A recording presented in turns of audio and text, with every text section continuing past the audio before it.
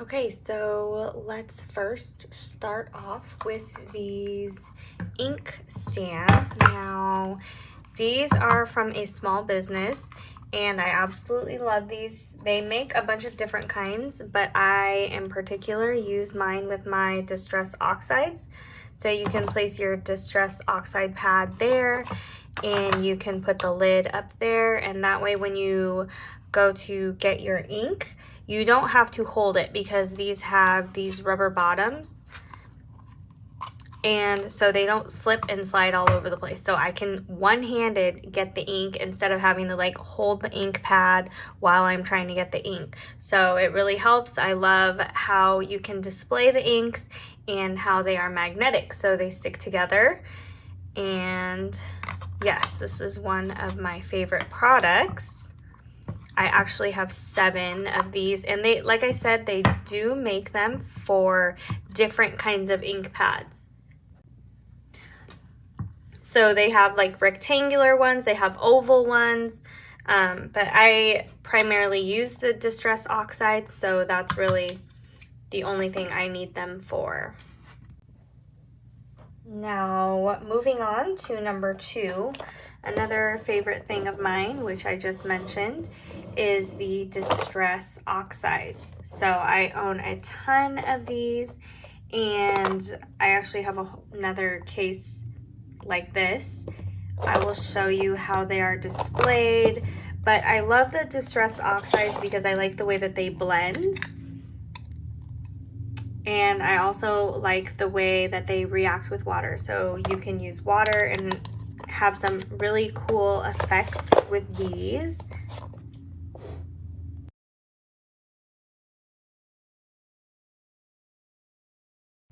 Okay, and next up are my favorite brush pens, and these are the Karin Markers. The Karin Marker Brush Marker Pros. So they come in different size boxes that you can purchase if you don't want to get the whole Mega Box Plus, which includes these neons here. You can purchase smaller boxes or you can purchase them individually. I have a whole review on these Karin Markers and what they are capable of doing, but anyone who knows me knows that these are my absolute favorite brush pen.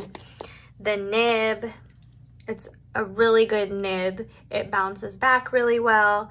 The ink lasts in here forever. So those are just a couple reasons why I love the Karin Markers. So another supply that I frequently go for are these Marvy Uchida Decocolor paint pens. This one is in gold, and typically I use gold and silver, but they also have a really nice copper color as well. And then one of their newer colors is this rose gold.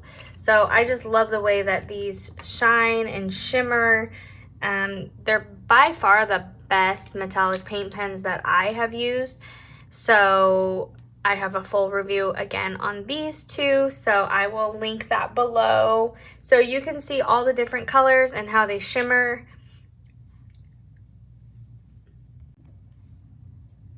Okay, moving on to the next favorite item that I use frequently are my Handmade metallic watercolors.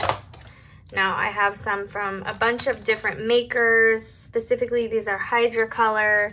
These ones are from ULE, and let's see, these are also from ULE, but I absolutely love Handmade metallic watercolors over just the regular manufactured watercolors. I feel like they have a lot more sparkle and shimmer and shine to them.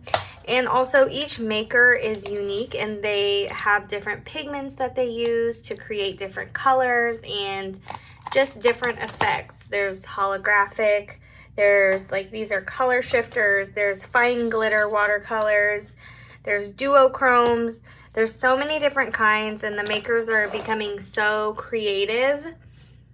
The possibilities are truly endless with these. So these are stunning when they are wet and on paper. I'm sure if you have seen my Instagram, you have seen plenty of my videos with them. Okay, so next I have this Kuretake, I know I'm gonna butcher this, Fudegokochi pen. I apologize if I'm saying it wrong, but it is a small nib brush pen, and I love the way that the ink comes out. I feel like it's one of the darkest black small nib brush pens. So I'll just show you a little.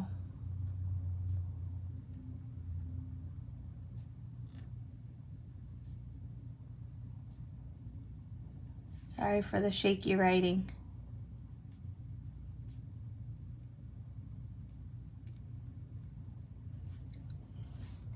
But anyways, it has real fine, thin upstrokes, and you can create really thick downstrokes. Well, not super thick, but thick for a small nib brush pen. So I just like how vibrant and dark the black ink is, and I use this for writing out envelopes or writing, you know, long messages in cards. So this is what the pen looks like. And I absolutely love this black small nib brush pen. Okay, next up are these Pigeon Letters Studio brushes. In particular, I use the round brush. I love the size 6 brush the most. That's the one I use all the time. I love these brushes. Also, another small business, and they are cruelty-free and eco-conscious, and I love that about them. The bristles, they bounce back really easy too, which is good for watercolor lettering, which is what I use them for primarily. But I love these brushes, and this is one of my go-to brushes. Next up, we have this glass tip pen. And honestly, when I first started using a glass tip pen, I didn't have this one in particular. I had a different one, and it really did not work for me. And I almost gave up on these until this company reached out and asked if I would like to try it. And I did try it, and this one, the ink flows amazingly well. I think that if you have had a bad experience, which is a lot of people tell me they've had a bad experience with glass tip pens, I feel like it's the way that these beveled edges right here, how it's designed. So mine was designed a little bit differently, and the ink did not flow very well down here, but on this pen, the ink flows incredibly well, and I don't have to re-dip for a long time. So, highly recommend this glass tip pen, especially if you've had a bad experience in the past. This one comes with a little brush rest too, and then it also comes with a little bit of ink, but typically I use my own ink anyways, so I don't use this ink. Okay, so actually that ink ended up, it was leaking, so I actually had to throw it out. I don't know how long it's been sitting in there, but I absolutely love this glass tip pen. You can do so many great designs with it, and you can easily swap out the color. I have a full review and tutorial on how to use this glass tip pen that I will link as well if you're having difficulty.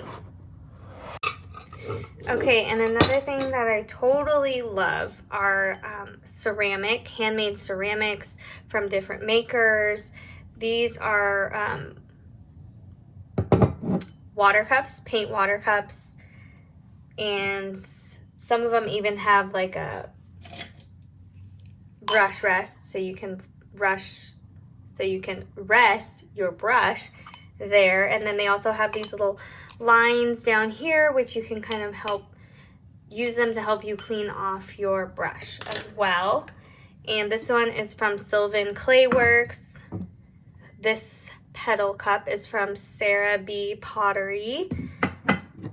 This beautiful purple mountain cup is from BNCA Pottery, and it's a large, decent size. I like that.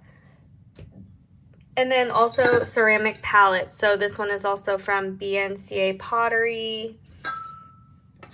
These ones here are from Sarah B. Pottery. And this is not sponsored at all, by the way. I love supporting small businesses. And this is another artist palette from Sylvan Clay Works. Another great thing about these is that when you have paint on them and you need to clean them or wash them, it cleans extremely well. And also when you have watercolors on here and you add water to it, it doesn't beat up like it does on plastic ones. So that's a huge bonus. And plus they're also super pretty to look at. And then this one right here is from the Southern Grit Studio. And it has little gold accents along the side. So yes, I love just using like ceramic water cups, just different ones. I have tons of different ones that I love to use. And then also the palettes too, because they're so beautiful. And then there's also this contact paper. So what do I use this for? I use this actually in conjunction with my Silhouette Cameo machine, create designs, and I have the machine cut out designs onto this contact paper. And then I put the contact paper onto watercolor paper like this. I don't know if you can see that pumpkin design. And then what this does is it acts as a mask. So you can paint around it, and then when you peel it off, you'll have a nice pumpkin border. And I love doing that. I think it can create some really cool designs.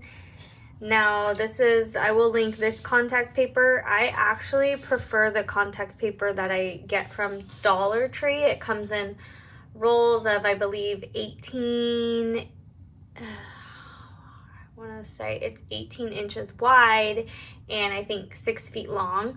But I absolutely love that contact paper from Dollar Tree because it's sticky but not too sticky, so it's really easy to pull off, where as I have noticed some other brands of contact paper can stick a little more, which obviously we're not trying to stick it on there for good, so I don't prefer that. But contact paper, yes, definitely one of my go-to supplies.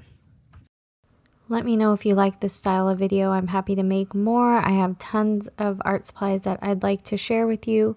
So let me know if you are a fan of this style.